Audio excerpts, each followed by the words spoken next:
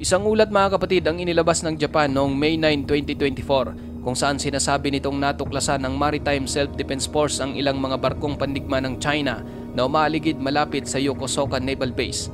Ayon sa report, ang nasabing mga barkong pandigma ay kinabibilangan ng isang Type 81-5G na pinangalan ng Chan Guangxing, isang naval surveillance vessel, isang Type 054A na may pangalang Changsu at ang Type 056 na may pangalang Luan.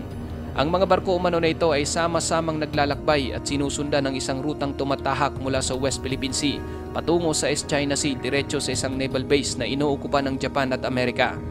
Sa sitwasyon na ito mga kapatid, inaakala ng China na hindi papalag at tutugon ng Japan sa kanilang iligal at tila pagiging hari sa karagatan. Ngunit ilang sandali lamang nagpadala ang mga Hapon ng sarili nitong mga warship upang harangin ang mga barko ng China. Welcome sa Maharlika TV. Sa videong ito ay titignan natin ang mautak at mapangahas na hakbang ng Japan laban sa mga barkong pandigma ng China na nais dominahin ang Indo-Pacific. Pero bago tayo magpatuloy, isang like lamang po ang hinihingi ko para sa videong ito. Malaking bagay na po yan bilang suporta sa ating bawat ina-upload. Back to the video. Sa ulat na inilabas ng Newsweek mga kapatid, 3 barkong pandigma ng China ang pumukaw sa atensyon ng Japan dahil sa pagsasanay umano nito sa Indo-Pacific at paglalakbay sa loob mismo ng kanilang teritoryo. Hindi lang iligal ang pagdaan ng nasabing mga barko, kundi nagiging banta rin ito dahil ang mga warship ay armado at talagang may kakayahang bulabugin ng anumang operasyong pangmilitar ng Japan. Halimbawa, ang Type 81-5G na isang spy ship na mayroong 131 feet na haba at humigit kumulang 23 feet ang lapad. Mayroon itong main tower na may mga pasilidad para sa pag-navigate at pag-obserba. Ang nasabing warship ay may kakayahang maglakbay ng hanggang sa 21 knots na halos kapareho ng bilis ng isang malaking landing ship at maaring manatili sa dagat ng humigit kumulang 50 araw bago kailanganing bumalik sa daungan. Sa likuran ng barko, makikita ang helicopter landing position na angkop para sa isang attack o carrier helicopter. Kakaunti lamang kapatid ang inilabas na impormasyon tungkol sa barkong ito. Ngunit ang pinakasigurado, may kakayahan itong mangalap ng mga mahahalagang impormasyon. Nagtataglay ang barko ng hanay ng mga radar dome na makikita mula sa kanyang deck at naglalaman ng mga antena na may kakayahang magsuri ng mga komunikasyon at mga missile telemetry signal. Ang barkong ito kapatid ang perpektong barko na gagamitin ng China kung nais nitong makalapit sa isang naval base upang ma-intercept ang mga classified communication. Ang isa namang barko na Type 054A ay isang uri ng guided missile frigate.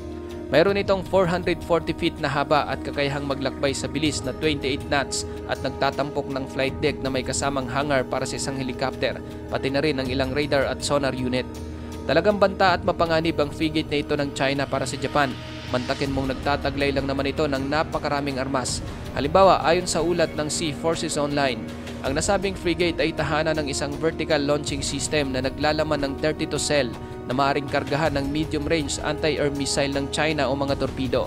Idagdag mo pa ang 8 box launcher nito na may kakayahang magpaputok ng mga anti-ship missile, isang 76mm na baril at 4 na 30mm close-end weapon system o CWIS. Sinadya umano ng China na armasan ng husto ang frigate upang maging isang nakakapinsalang escort sa kanilang spy ship habang kumukuha ito ng mga impormasyon. Ang pangatlong barko mga kapatid na Type 056 ay isa namang corvette. Mayroon naman itong 291 feet na haba at may kakayahang maglakbay sa 25 knots. Mayroon itong flight deck para sa isang helicopter, 8 cell launcher na maaaring magpaputok ng mga short-range anti-air missile kasamang isang pares ng 2-cell tube launcher na nagpapaputok ng parehong YJ-83 anti-ship missile na matatagpuan sa Type 054A. Idagdag rin dito ang isang 76mm na baril, isang pares ng triple torpedo tubes at 2 30mm CWIS. Ayon sa mga report, mas mababa raw ang firepower ng barkong ito kumpara sa frigate. Ngunit ang papel nito ay upang suportahan naman ang frigate.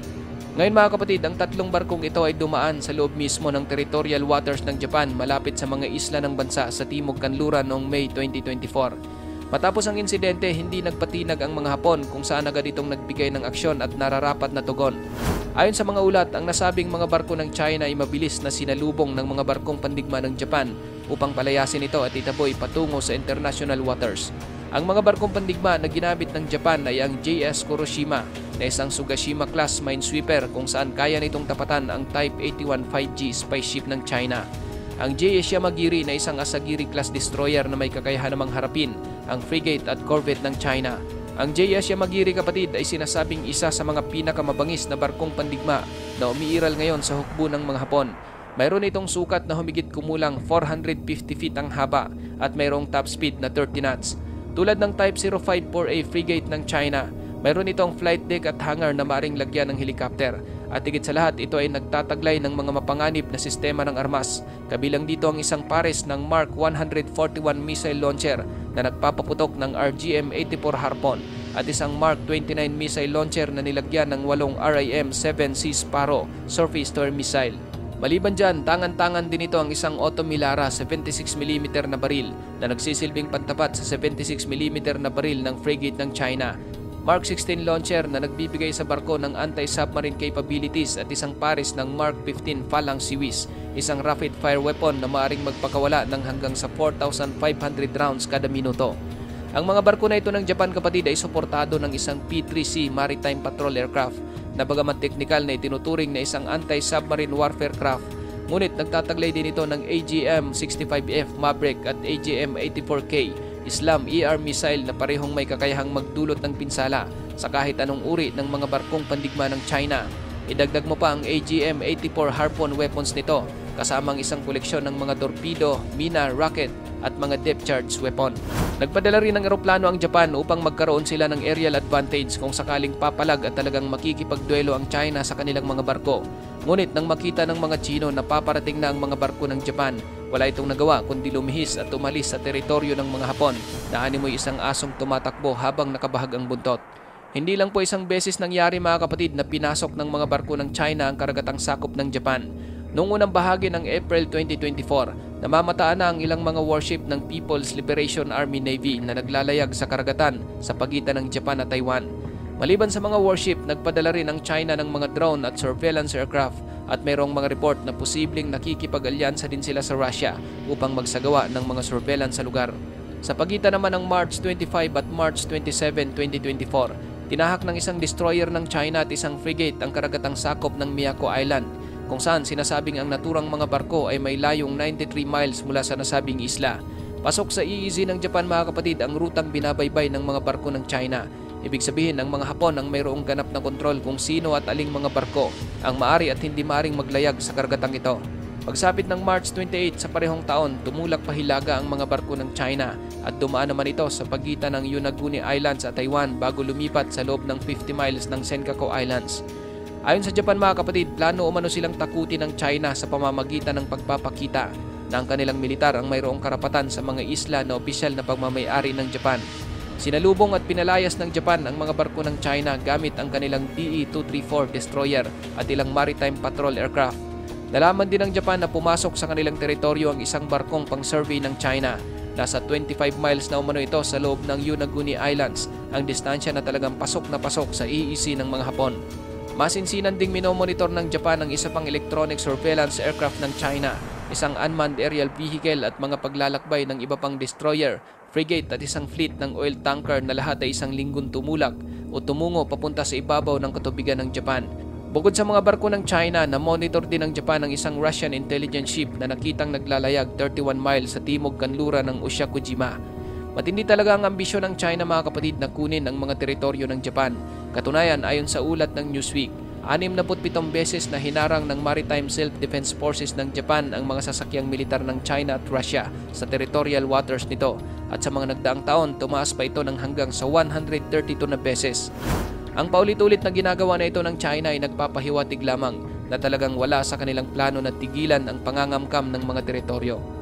Sa ulat naman ng CNN noong May 2024, sinabi nito na nagkaroon ng mga barko ng Chinese Coast Guard ng record-breaking na 152 na magkakasunod na araw sa paglalayag sa dagat na pumapalibot sa ilang mga isla ng Japan sa may East China Sea. Nasa pamamahala ng Japan ang mga islang ito, ngunit kapansin-pansin na pilit nilalabag ng China ang anumang maritime law sa lugar. Ayon sa Japan, ang paglalayag malapit sa mga isla ay hindi naman talaga iligal kahit na mga barko pa ito ng militar. Ngunit kung mananatili at palaging nasa lugar na ang kanilang mga barko tulad ng ginagawa ng mga Chino na umaabot na ng 150 days, abay maituturing na iyan siyempre na isang provokasyon. Determinado ang China mga kapatid na kunin at talagang kanilang inaangkin ang mga isla ng Japan lalo na yung wala pang mga nakatira. Pilit nilang sinusubok ang kapasidad at kung paano tutugon sa kanilang mga aksyon ng mga Hapon. Pero tulad ng kanilang inaasahan, talagang pumapalag ang Japan at kahit anong klaseng barko pa ng China ang ipapadala, natatapatan o mas nahihigitan pa ito ng Japan. Malinaw ang layunin ng China, balak nilang takutin ang Japan sa sarili nitong karagatan. Ngunit kahit ano pa ang kanilang gawin, mukhang sila yata ang natatakot dahil para sa Japan, anytime kaya nilang makipagsabayan, hinihintay lang nila na unang magpaputok ang China. Ikaw kapatid, ano ang masasabi mo sa videong ito? Para sa iyong opinion, i-comment mo na yan sa ating comment section sa ibaba. At kung nagustuhan mo naman ang videong ito, paiwan naman ako ng like at pasubscribe na rin sa ating munting channel. Maraming salamat sa panonood, hanggang sa susunod na naman nating upload. Peace out!